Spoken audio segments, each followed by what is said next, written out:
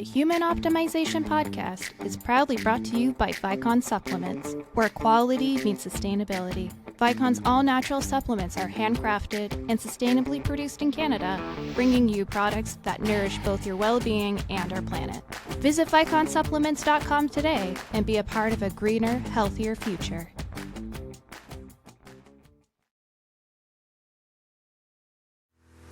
Are you ready to embark on a journey to the best version of you? Join me, Lisa Pitel-Killah, as I dive deep into the world of hair tissue mineral analysis and functional medicine with fellow experts, and guide you on the path of unlocking your full potential. As a multi-time kettlebell sport world champion, I'm on a mission to reach high-performance professionals from around the world to help you minimize tiring symptoms, maximize health, and gain unstoppable energy. This is the Human Optimization Podcast. Welcome, everybody, to a brand new episode of the Human Optimization Podcast. You are going to absolutely want to listen to this entire episode today because it is going to be so fabulous. Let me introduce Dr. Dan Pardi. He is the Chief Health Officer at Qualia Life Sciences, where he leads education to advanced healthspan. I love that. Healthspan, not lifespan, and peak performance. He's the founder of humanOS.me, and I checked that out today. So we're going to talk a little bit about that too. And the host of the humanOS Radio, the official podcast of the Sleep Research Society, and has advised elite military units, Fortune 500 companies, and startups through his consultancy, Vivendi Health. He holds a PhD in Cognitive Neuroscience from Leiden University and Stanford and speaks regularly at events like TEDx, VC firms, and the Institute for Human Machine Cognition. Dan, welcome to the show. Thank you so much for having me here. I'm delighted to be here, and I'm really looking forward to our conversation. This is going to be great. I can't wait to dive down rabbit holes and talk about all things NAD plus today. Before we do that, I always love asking the question to our guests. Tell us how you got here. Such an interesting question to think about. How did I get to where I am today? But I know that you're an athlete, and I grew up and playing sports was a real passion of mine. So basketball, soccer, other things. And I got injured early. Somebody had driven across a soccer field with a truck. My gosh. Yeah, the tire tracks hardened in the mud. And then I twisted an ankle. And then that injury stuck with me for a long time. When I got into high school, I was playing basketball. I was very competitive. We came in third in the state. So we were really into, being our very best. And those injuries kept taking me off of the court. And so from a very early age, it made me think about my body and health and how I can affect things in a positive way. And so in a weird way, those unfortunate occurrences that were injuries also definitely led me to do what I'm doing today. So I have a sense of gratitude for that, even though that might sound a little strange. But this led me to going into college where I didn't know what to do. I was thinking about sports medicine. I was thinking about exercise physiology, sports nutrition, and I just took everything. And eventually I decided to do a master's in exercise physiology. I went down to Florida State. They were the only program in the country that did sports nutrition and exercise phys. And I had such a fortunate experience because I ingratiated myself to 4 PhDs.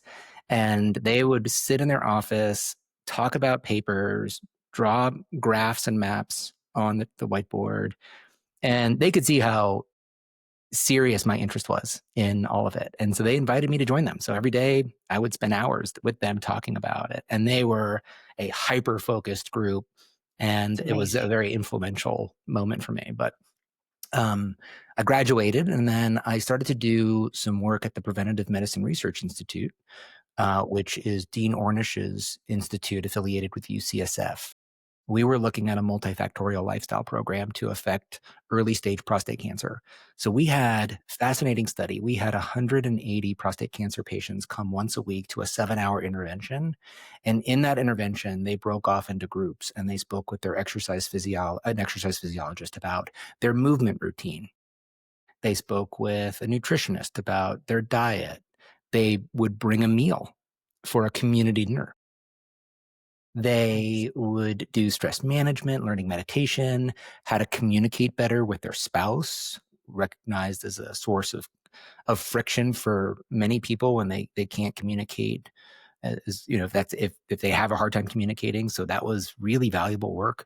But overall, the idea was, how do we utilize all these things that we do know are good for a person into a cogent lifestyle program that can create extra normal results in these people. And so I was there for about a year while the study was there, but that being there at that time left an indelible mark on me. And so I went off and I did other cool stuff. My interests were vast.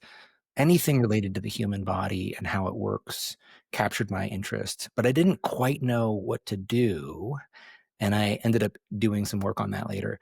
But I worked in the pharmaceutical industry for a while, where I started the medical affairs department at Jazz Pharma. And so that department does education in the therapeutic area and also in the medication.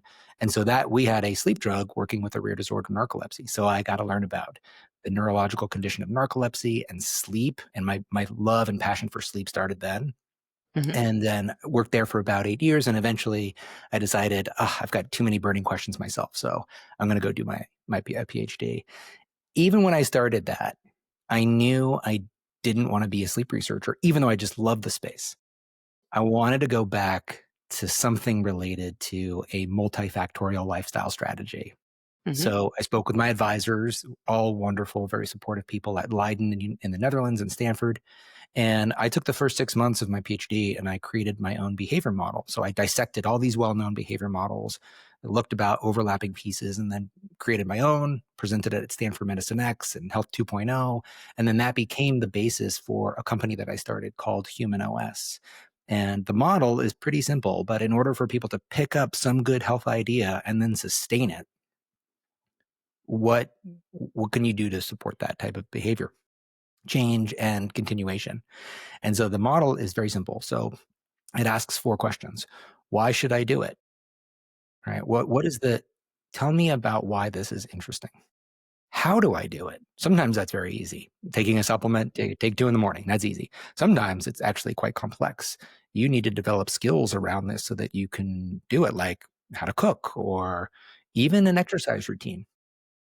Then am I doing it? It was at the time where quantified self technologies were coming into existence and we're able to get feedback on aspects of our behavior. So can you monitor what you're actually doing? Because you could imagine, you're a lawyer, you're totally bought into the idea, you have the skills to do it, but life gets in the way. So is there any type of way you can get that feedback to stay connected to what your real pattern is? And then lastly, is it working? And think of that as any type of health measurement of a biomarker. It could be things like doing blood nowadays, a metabolomics evaluation, or your biological age or aging pace. And you can see how each one of those 4 categories is independently reinforcing. They provide different information. Like you can't have insights into how something is necessarily working for your internal chemistry just by giving you more information about why it's good. And so if you can get people into some sort of system that does all of that, you're now utilizing multiple different techniques to help a person, again, adopt and sustain some new idea that could benefit them for the rest of their lives. So that was the origin of humanOS. And in that next decade of time, I continued my PhD. I continued building that. And then eventually that company was acquired by a company called Restore Hyper Wellness. What was so interesting to me about that company is they were democratizing things like sauna and cryo and compression and red light. All of these ideas that I thought have great, they have great potential to help in some cool ways, both for performance, but also for long-term health. And so that was exciting for me. And then now, last December, James Schmachtenberger for Qualia Life came to me. We've known each other since the beginning of that company. And he said, hey, we're looking for someone to really lead the education for our therapeutic areas and our products. I'd love to chat with you about that. And I have such positive feelings towards them. So that's how I arrived to where I am today. That is amazing. Well, and I love the fact that you just kept coming back to that holistic approach, right? That's definitely my passion. I always think, it doesn't matter. We're all interrelated. Mm-hmm. Even go back to my yoga tune-up, days way back when I took that certification, and it was like, if you have a pain, in your low back, chances are that isn't where it originated. Yeah. Right? This is Yep. where we have to go to the outside places because it's all connected. And that's super important. That has really inspired me. So I've done some talks specifically on this, and I'm working on a book around the meaning of health. And really, there is not any official position where you become an expert generalist in scientific wellness. So I have put forth an idea of a health performance expert or an HPE being the Yep. equivalent of a PCP, primary care doctor, but on the self-care side. So I think the way that the structure is for primary care, they do extremely valuable work. And so many of them care greatly about lifestyle, and others, they don't give it as much attention. But even in a perfect scenario, let's say you could go to your doctor 4 times a year and they spend the entire hour talking to you about health. Would that be adequate enough for a person to then train to embed that knowledge so that it directs their pattern of living? It's not. Like, you're an athlete. What if you could only see your coach 4 times a year? It's not enough. Oh my gosh. Nope. Right. Right? You Yeah. need that regular contact to be able to Exactly. improve and understand. Yeah. A whole different paradigm. And one of the major problems of our healthcare system is the limited perspective. So we have many problems with it, but in the spirit of what it could do, even in its full form, we wouldn't get the results that we would expect. It's not as though the results that we are not getting are due to the fact that the healthcare system just needs to, be more perfectly implemented. Our system is valuable, but it's incomplete. And that incompleteness is all around how we help make an individual better at taking care of themselves. And now then you would still want to have a very skilled, knowledgeable, compassionate sick care experts that support your journey too. Of course. Yeah. Yeah, absolutely. And it's about, I find sometimes, and you really have kind of nailed this down, is that it's just that people don't know. It's not that they don't want to take care of themselves. Sometimes they just don't even know where to start. And that start line can seem so far away Yeah.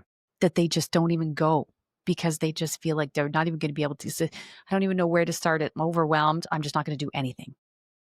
Whenever I see any signal in our environment that people seem to not care about their health, I think of exactly your point, that there aren't great solutions. First of all, we would need to change the perspective of people that, yes, you do have a valuable role. This is not something you can totally outsource. And then taking this completely, at times, overwhelming amount of information and help create a system where people actually get better over time. And that is really once people can adopt that and say, gosh, if I learn anything little, even minute today, I have the rest of my life to exploit that knowledge for my own benefit. That's Yep. exciting. And so That's super exciting. it's super exciting. And I'm very much about how do we, people ask, well, if you could focus on one thing, the thing that I say typically is focus on the process that gets you better at everything that matters. Yeah. Right. Yeah, absolutely. Yeah. Yeah. And I find it interesting too. And we've got some more to talk about, but I will kind of throw this out there too. I do find it interesting that sometimes we're not focused enough on where we want to be, right? If we have that goal, right? If we have a goal, then it's easy for us to stay on track. Mm-hmm. This is one of the one interesting thing I picked up. So I don't coach kettlebells anymore, kettlebell sport anymore, Mm-hmm.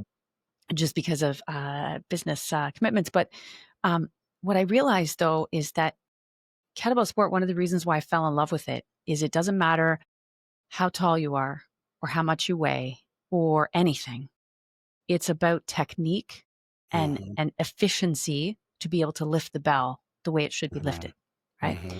And a big part of my group they were all women, not in my whole group, but there was the one I'm speaking about were in their mid to late 60s and now early 70s, and they're still competing at the world level in the Amazing. legends category, right? But it's because, why did they show up to the gym? Because they had a goal, right? A lot of times, if we don't have a goal that we make for ourselves and we literally internalize that commitment, then it's easy for us to get off track. Yeah. Yep. Right? Yes. And so health itself is a process goal, not an end state goal. There's not a finish line. Mm-hmm. In that, however, we can have an innumerable amount of little goals that keep us focused on something specific in the moment. And I Yep. totally agree with you. They help Yep. you stay on track, strive for something, show up, and getting help from others to even how to set your goals and what you should strive for. All can be very, very helpful in the global field of, we'll call it behavior change, but we can also call it health action, getting people to take action in their life on these different things. And we're very different people in every decade of life. Yep. Right. Yep. So our needs, goals, motivations, they change, and that's okay. And so we have to find a person, meet them where they're at, and say, okay, where are you now? What inspires you? What are you interested in? Mm-hmm. What would you like to use as your guiding principle in the moment to to do the things that actually make you feel great? Yeah. Yeah. And I always say, start low, start slow, Yes. right? Even if it's my favorite cup, because I drink more water every day and I want to make Yes. sure I fill this 3 times before I go home, right? It's Yes. the simple things that make a big difference. Can I I have no affiliation with this company, but can I show you Yep. my new cup? Yes. Okay. Oh, nice. This is a Hydrate Spark. So this thing is brilliant. Never heard of that. Hydrate Spark. What is that? Yes, it lights up when I haven't drank, and it connects to an app, and it's in the day, it's like a wheel. I have to keep up with my hydration goal, and then Okay. it tells me, oh, you haven't drank for an hour, and then it lights up and it gives me an environmental reminder to hydrate. I've only had it for a few days, and I have already drank a lot more than I was before. See, So and these are things we all do, right? I think people assume just because we're in the health industry, that's like, oh, well, they do all the things. And we still have to work. We still have to remind ourselves, right? yeah, yeah.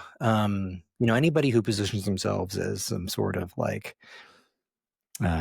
perfect apotheosis of health. Honestly, and you know this too, so many of us who are in this space are solving a problem, just found some reason to get really into it too. And now, with the benefit of experiencing some accomplishment, want to help others, want to share, do exactly what you're Absolutely. doing. And that's Yeah, a beautiful thing. it is a beautiful thing. All Yeah. right. Well, and so now I want to dive into a little bit more about Qualia. And I want to talk about NAD. So, first off, tell everybody, if they don't know already, I feel like many people who are listening probably do, what NAD plus is and what it's used for in the body. What does it support? Yeah. Yeah. I'm going to start by saying that this has actually become my favorite supplement, and I can Really? proudly, I yes. love it. Yeah. Okay. And Tell me why.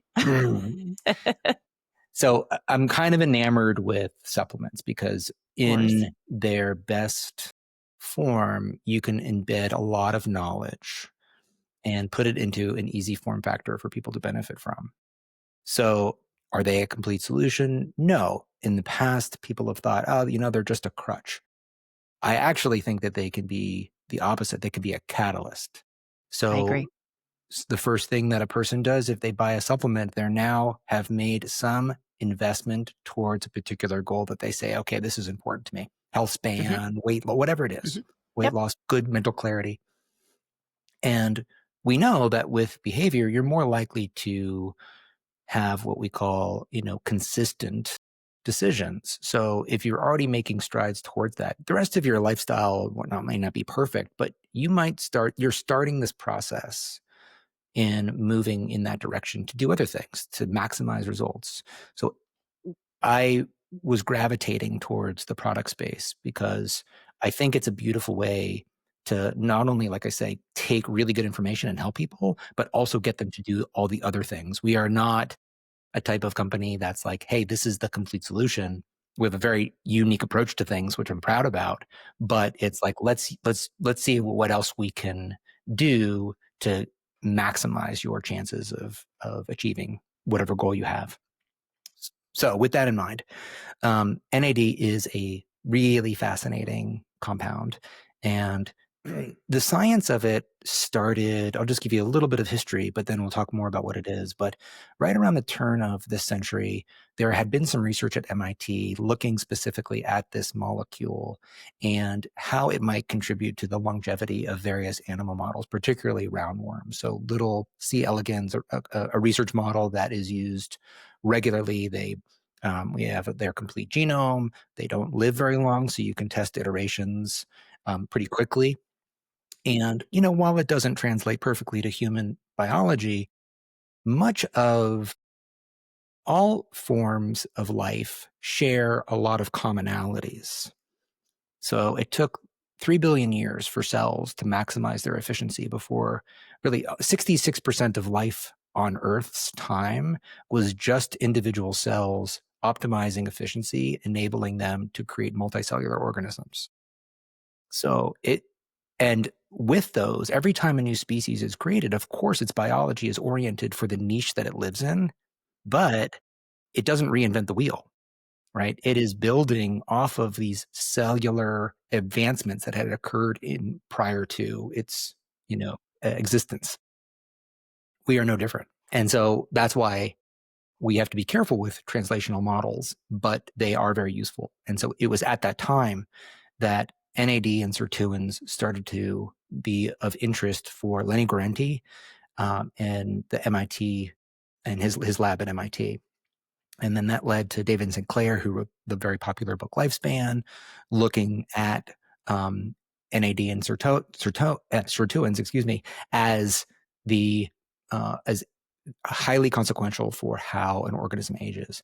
That's the origin of this story in terms of its clinical use. And then in 2004, Charlie Brenner discovered a different pathway for the synthesis of NAD in the body, published it in the journal Cell, and that was nicotinamide riboside. So now you're seeing more people getting involved in the story.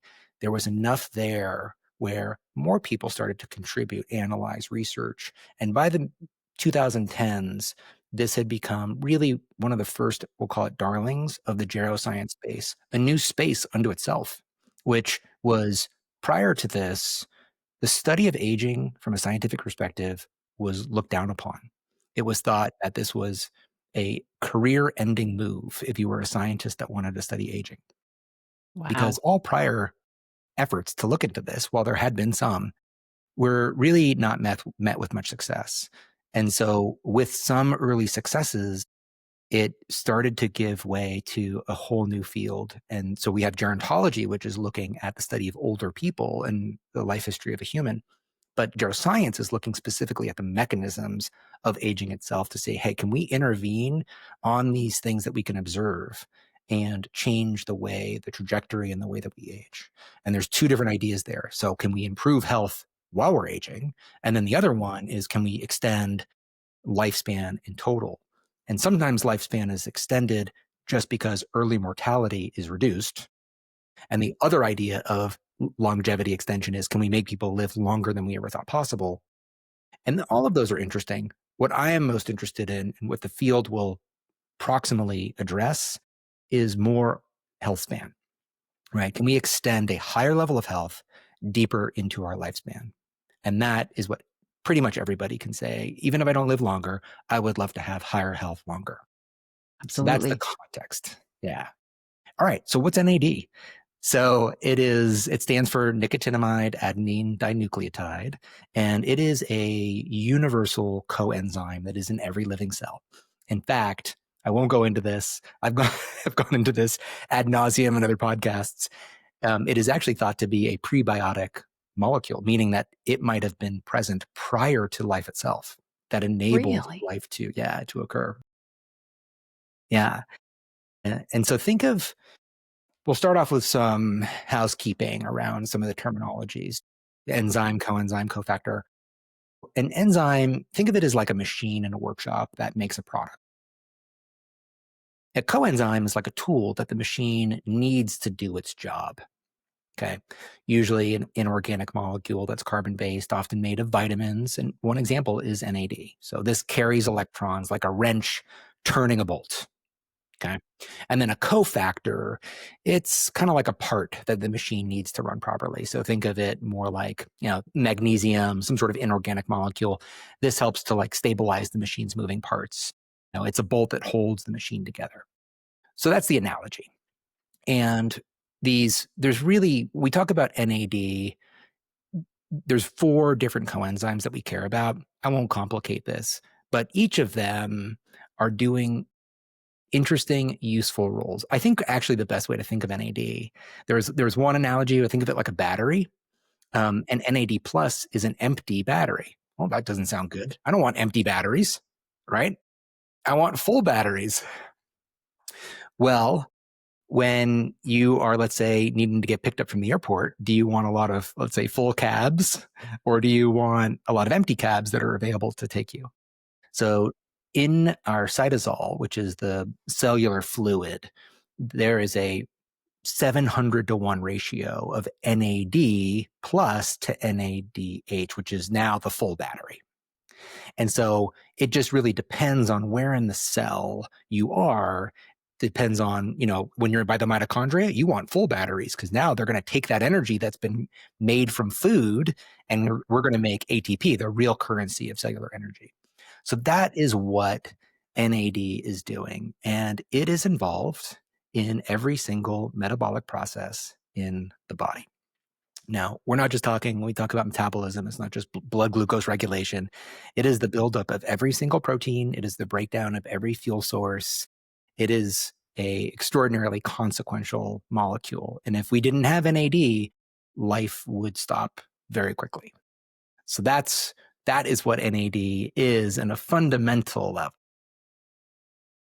Amazing. Well, and interesting because, I think a lot of people relate energy to so many different things, and I can understand why this is one of your favorite things.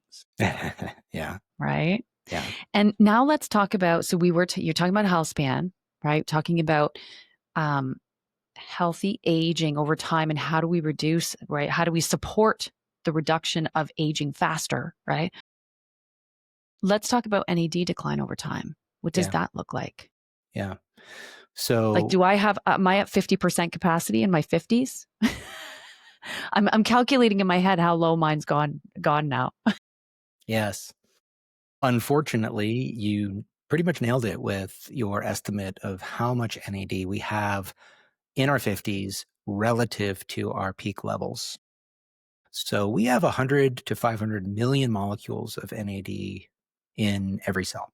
And each one of those molecules is undergoing 1 to 2,000 metabolic reactions today. In fact, the number of NAD-mediated reactions is so high, the number is so staggering, it's more than all the observable stars in the universe, if we counted them all Wow. up. That's how many NAD-related processes are occurring. We do see a decline with age, and there's numerous reasons for that, which we can discuss. But because of that, a really easy way to think of it is, let's say you're around the city and all of a sudden the amount of Ubers to get around, let's say it's your only way to get around, and the amount of Ubers that are available cut in half. Everything slows down. And we have something called Bruce Ames had offered a theory called the triage effect, which is when energy is scarce, the body will prioritize current survival needs over long-term health. Absolutely. And this doesn't just apply to NAD, it applies to a lot of things. If you have just a little bit of something, like let's say vitamin D, right? That vitamin D, if your levels are low, it is going to prioritize immune-related vitamin D functions over bone mineral density. So if you exist for years with too low vitamin D, then you are running the risk of osteoporosis earlier in life than what you would have. And that is the body making this trade-off, right? So same thing is true for NAD. When we don't have enough, the body has to prioritize certain functions over others, and that will cause an acceleration of aging. Even if you don't feel it immediately, there's some downstream consequences of that too. Yeah. Let's talk about some of the reasons. Yeah, great. All right. So why do levels decline over time? Well, a primary one is due to, you can think of it as, the way it was helpful for me, I have to create analogies to really grasp these concepts. And I then love that. I do Yeah. this. I do the same thing when I'm talking about different things. I do exactly the same. It helps me relate to it, but it also engages the end person to understand it better. So this is fantastic. Okay, go. So think of, there's the supply side and the demand side. So imagine that there could be some issues related to the synthesis of NAD models. That is the supply side. And yes, in some ways, some of the pathways, there are multiple pathways that will generate NAD because it's so important. In fact, the body builds in a lot of redundancy to pretty much everything, but that redundancy equals resilience. So if one pathway gets blocked, stunted, damaged, there's always an alternative source. Otherwise, that individual organism would suffer an early death, right? Yeah. Especially true for what Charles Brenner calls the crown jewels of our metabolism, the NAD molecules and its buddies. So yes, so we have, and then we also have an increase in NAD demand. So what's so interesting about NAD is not only is it acting to take electrons from food and then convert them, move them around. We call these redox reactions, right? Reduction and oxidation. Not only is it moving electrons like a cab moving people, but it is also a substrate. Now, what's a substrate? A substrate is something that can do two things, depending on what part of metabolism you're talking about. A substrate is, a good way to think of it is glucose. That is something that it gets broken down to create energy. But an amino acid is a substrate in protein building, and that's a substrate in building up. So the anabolic reactions in the body, building up of tissue, and the catabolic reactions of breaking down, let's say, fuel sources. That's a substrate. It can be both. And in this case, NAD is consumed by various enzymes that are, one is called PARPs, the other one is CD38, CD137. So these are doing really important roles. And I'll give you an example of PARPs. So PARPs will basically help to signal DNA damage. Now, every single cell in the body undergoes 1 million molecular lesions per cell per day just due to normal metabolism and environmental stress. That's a lot of DNA damage to clean up. That's a lot. Yeah. Now, over time, after decades of being alive, there's less and less. Our ability to fix that DNA is imperfect. And so there's more damage. And the damage is actually increasing as well as we get older. And so what PARPs do is they will find a place on the DNA where there's a damage, some sort of thiamine dimer, and it'll signal to the DNA repair mechanisms, hey, come over here and fix this. And what they do in this polymerase chain is they actually consume NAD to build that chain as a beacon that says, hey, come fix me. And so as DNA damage rises with aging, you have an increase in consumption of NAD. Makes total sense. Yeah. And the same thing has to do with chronic inflammation. So CD38, CD37, these are intimately involved in immune regulation. And as we become more inflamed, which is one of the consequences of getting older. We call it inflammaging. It's due to multiple different reasons. Our stem cells start making less immune cells. We have an increase in inflammation from senescent cells and the rising amount of these inflammatory molecule emitting partially dead cells. That also occurs. And then we also have what's called thymic involution, which is our thymus gland that then is making B cells and T cells. That starts to wither. And as a result, overall immune system effectiveness declines. And with that, you have other parts of the body that are trying to then aid in mitigating inflammation. And just like PARPs are using NAD in DNA repair, CD38s are using NAD for chronic inflammation mitigation. So yeah, the main idea here is that you have more demand is the primary driver of decline in NAD levels, although there is some issues too. You also, one of the fundamental enzymes called NAMPT in converting the various constituents that can become NAD, that also declines in activity too. So you've got multiple factors. Makes sense. Makes total sense. And so 50%, I'm like 50% capacity right now. Definitely need NAD. You might not be. More. You might not be because you Tell me exercise. Why. Okay. Yeah. So these levels you have to take with a grain of salt. Okay. Now, if you are somebody who is maintaining a healthy lifestyle, you're sleeping well, that's going to lower the contribution towards inflammation. You have aligned circadian rhythms. You have a regular exercise program that's mixed modality, mixed intensity, different things, different intensities. You're not doing what researchers called overnutrition, overeating. You have a healthier environment. There was a really interesting study. In fact, I'll just do like a little quick tangent. You said we could do rabbit holes. Okay, absolutely. I love rabbit holes. Let's do it. And this just goes back to like the origin of what I'm interested in. It's like, what are all the things that matter? And this is a good example of that. So there was a study that looked at how plastics could harm pregnancy, and it was published in the Journal of Nanobiotechnology just this year, 2023. So the focus was, what happens when pregnant mice are exposed to things like polystyrene nanoparticles, tiny little plastic particles that come from things like disposable food containers and plastic cutlery, foam packaging, even synthetic clothing fiber that sloughs off. You can't really see it. It's just sitting on your couch because you've been wearing spandex, right? Those things are now ubiquitous in our environment. And what they found is that exposure to these nanoplastics cause real damage, unsurprisingly.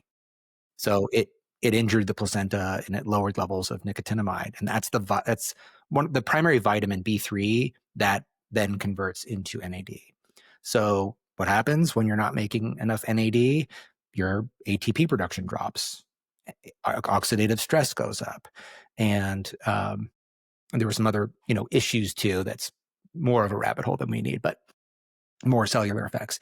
And so it wasn't just in the placenta, but the gut microbiome took a pretty big hit too. So you saw a drop in a variety of different types of what we think of as commensal bacteria. So various species of lactobacillus or Taurisibacter, Alloprevatellas, those types of different gut bacteria, those diminished quite a bit.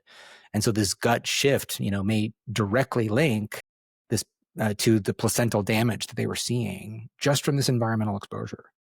And so what the researchers did, which is the cool part of this, is that they then tested two interventions. They gave nicotinamide or vitamin B3, and then supplementing with it restored placental metabolism and reversed a lot of the damage. Wow. So that was pretty cool. And the other part of it, which is less relevant, but they did a fecal microbiota transplant or FMT, and then that helped to repair some of the gut, but also some of the placental barriers as well. So that's amazing. Pretty amazing. Just another example of like, there's all of these things that are sapping our health, but there's also some ways that they can be counteracted. And that's... there's always something you can do. Yeah. Right? When you think about, there's always little things. That's why I feel like people, and I say this often, I really do feel bad for the individual that isn't in the health space. Yeah. We think about even ourselves, how much we get bombarded with information, right? And what do? We go to the research papers, right? We read them, right? And we figure things out. But the average consumer that's not in that space and not in that level, there's so much information out there when it comes to your health. And we know it's not all right. Yeah. I know. That's hard. Not only is it a lot, but you're having to pick through it to try to know what's good and what's not. Absolutely. Absolutely. And I mean, for me, that's why in the beginning, I've been doing the podcast for almost a decade, if you can believe that. And that was why I wanted to do it. I Yeah. wanted to bring experts to the people so that they, can understand that there are people out there that just all we want to do is spread the highest quality information. And I always say if someone can have an aha moment and learn something, then that is exactly why we're here. Totally. That, just like you, that's how I see my job. Mhm. Comb through the complexity and then do that hard work for the audience that you serve, the people, which in my mind is anybody who wants to listen, and try to help them understand better this very complex idea, whether we're talking about something specific, but see the complexity, hear some of the science, but then how do we sort of intuitively understand it? So you're not just leaving thinking like, oh, this expert, they know a lot. I want people who listen to think, I learned a lot. And those are not always the Absolutely. same. They are not the same. They're not the same. Not the same at all. Yeah, I agree with that 100%. Yeah. I want to ask a couple more questions because I think these are really important too. So there's a lot of info out there. We're talking about information, right? There's a lot of info out there with regards to NMN, which some people, right, bring to the table, versus NR versus vitamin B3. Let's talk a little bit about those with regards to precursors. Yeah, I think it's a nothing burger when you're talking about NMN and NR. Yep. It's funny because the debate between David Sinclair, an NMN advocate, Charles Brenner, the discoverer of the pathway for nicotinamide riboside, they go back and forth about which one's better. I think a lot of any little bit of evidence that you can point to that says one is better than not is probably just due to the limitations of studies not being replicated. You replicate that same study multiple times with the same precursor, and I would be surprised to see dramatic differences. So yeah, the NMN, for the listener, is one of the precursors for NAD synthesis. It stands for nicotinamide mononucleoside. As we talked about earlier, vitamin B3, that's the big one. That's another really important one. And then NR. So one thing that happens, and there's more, but just talking about these first, because all of these go into what we call the salvage pathway. And so think about, what the word salvage means. When NAD is broken down, its metabolites, the broken down parts of that structure, are salvaged and then through enzymatic processes are resynthesized into NAD. And so think of it as like a cycle. You use it, you break it down, you resynthesize it, you use it, you break it down, and that's all three of those are really important. What is interesting is they do have different receptors to get into cells, and that there might be some changes that do occur with aging where nicotinamide riboside is preferred. So it is, you're seeing more efficient conversion of NR compared to at least to NAM. But you also have some like niacin, the flushing vitamin, that has a different pathway, the Price Handler pathway. And then you even have another pathway, an alternative one called the tryptophan pathway. And and of course, I was saying earlier, if it's really important, you're going to want to have different ways that it can be raised. And so for like in the generation of our product, instead of saying, all right, we're just going to prefer one, we're going to provide a variety of these different compounds that use different mechanisms, like different on-ramps onto a freeway, that then help ultimately with NAD synthesis. And so all of those are in what we thought was beneficial compared to just using one of those as a precursor. So a lot of the research does so. Nicotinamide by itself at a particular dose has efficacy, or nicotinamide riboside by itself has efficacy. And we started with the premise of, okay, really important stuff. How do we make it better? And part of that was providing more precursors. Part of it was how do we affect the enzymes that are involved in the synthesis so we can make them more effective? And then the other part is how do we then affect the demand side? Yeah, makes sense. Well, and so let's dive in a little bit to the NAD plus Qualia, the innovation of it and the use of Niagen. Yeah. Niagen's great. So Niagen is NR, nicotinamide riboside. That has really been championed by a company called Chromadex. And I think they might have actually changed their name recently, but I have to go back and look into that. But anyway, that was the name of the company, and they patented the molecule. So you'll see NR in a lot of different products, and all comes from one source. The good thing about that, it increases the price when you have a single source. But the good news about that is they've done research on the molecule, and some of the first signs was looking at vascular integrity. So looking, of course, cardiovascular disease is still one of the major killers in the United States, the major number one cause of premature mortality, even though we've made great strides there in the last 60 years.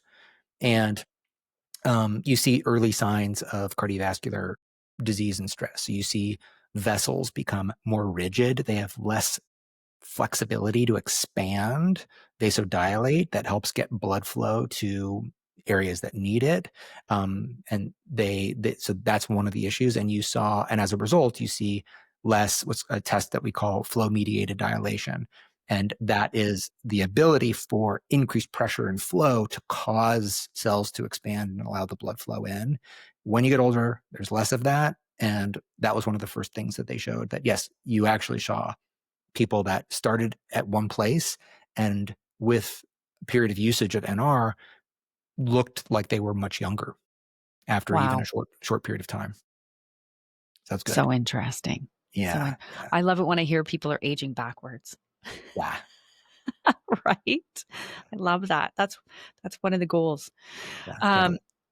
Talk about some of the other ingredients that serve some of those interesting functions too, because I think that's what makes Qualia stand out, to be honest.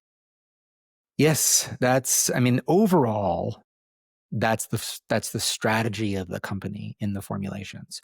How do we support a system to do its job from a variety of angles? And that always starts with a deep understanding of the particular area that we're trying to affect, deep research into all the different things that we know that might touch this area in some way, and then the art, what I call it, the art of formulation, which is to pull that together into something that feels like it makes a good deal of sense. And we don't end there. One thing I'm really proud of is we just won an award from the Nutrition Business Journal for science and innovation, because we test every single product that we make. We do clinical research on our work and publish it. All of our studies are published on our blog. We submit them for academic publishing as well. But full disclosure, we are all about transparency and disclosure. Let's get this information out there. Let our audience know, what we find. And I think that is a really healthy relationship for the supplement space. I agree. Yeah. So that's the general strategy. All of our products generally comply with that. Some of them have more sophisticated formulations. The goal isn't complexity. The goal is what's the smartest. So we have some products that are coming out now that aren't many ingredients, but we think it's a little bit better version of something that's really effective, like our new creatine product. But in this case, so we talked about, 3 different precursors in the synthesis, right? In the supply side. So Niagen, NR, niacin, and then niacinamide, vitamin B3. All 3 of those are provided. And then, and each one of those has evidence. And so that's good. that's our supply side. We have some other ingredients too, like coffee berry, which provides a high level of polyphenols that can aid in cellular energy metabolism. Resveratrol, which supports sirtuin activation and upregulates that enzyme that is helping to in the salvage pathway that goes down. The activity of it goes down with age. With this resveratrol has evidence to show that it upregulates the activity of that for NAD resynthesis. Right? If you have a lot of precursors, but your enzymes aren't going to help to make it, problem. Right? Magnesium, which is a cofactor, as I was mentioning earlier. So not a coenzyme like NAD, but a cofactor, the bolt that goes onto the machine, which is related in a lot of NAD-related enzymatic activity. So basically, it's required for ADP-dependent NAD biosynthesis, which is really good. And then a bunch of different trace minerals from red marine algae. So things like zinc and manganese and selenium and copper. Now, all of those things, by the way, I love anything derived from some sort of marine environment because that is where we evolved. And I think a great source of health benefit is, eating more things like clams and mussels and squids. They have all sorts of interesting properties for our health. Seaweed, right? And then we also provide a full vitamin B complex. So this is supporting methylation and NAD recycling. And so you can see generally, that's a lot of information, but generally supplying the precursors, supporting the activity of NAD once it is synthesized, using plant compounds to support enzymatic function, and in some cases reduce the inflammation demand through polyphenolic compounds, which then shut down some of the major inflammatory master regulators in the body, like like nuclear factor kappa beta. All of that is like, all right, now we're helping the whole system, not just in one way. Yeah. Yeah. Amazing. Well, and you know what? Honestly, I could talk to you for all day about this because there's so many things we didn't even get to. Yeah. Right. Oh my gosh. Yeah. But I mean, so I definitely think based on all the information, one of the most important things you said, it's in every cell. It's needed for energy. And you're bringing in some of the cofactors that support. And, I think about magnesium specifically. That's one of my favorite minerals. Yeah. And we know that with stress can include inflammation. It can include, a lack of microbiome diversity, internal stress, external stress. That calls upon more magnesium, right? So if that's one of the bolts that holds it together, it's important for that to be part of this whole scenario as well. So interesting. It is. I do so well with supplemental magnesium, and I try to eat as good of a diet as I can. Gosh, when I take magnesium, we have this great new magnesium product with, I think, 9 different forms of magnesium. Yep. When I take it, my recovery from workouts are better. By the way, that's the one thing that I've noticed. So now that I'm 51, I recover from exercise more slowly, and I noticed that. And it's something that I've been trying to solve for the next couple of years. And the reason I said NAD is my favorite supplement is because I've been paying close attention to that for a while now. I'm trying different things, and I think NAD, I wasn't even looking for that specifically, but I noticed a pretty darn big effect. I was recovering better from a harder workout. It might take me multiple days more before. And so, I'm a fan. Yeah. I love it. Well, that's just one more reason. One more reason, right? Yeah. Okay, so we're gonna have to again. I could talk to you about this all day, and I think you got to come back, Dan. Okay. We have so many more things to talk about. So we just literally kind of touched the tip of the iceberg. I feel like on so many different topics.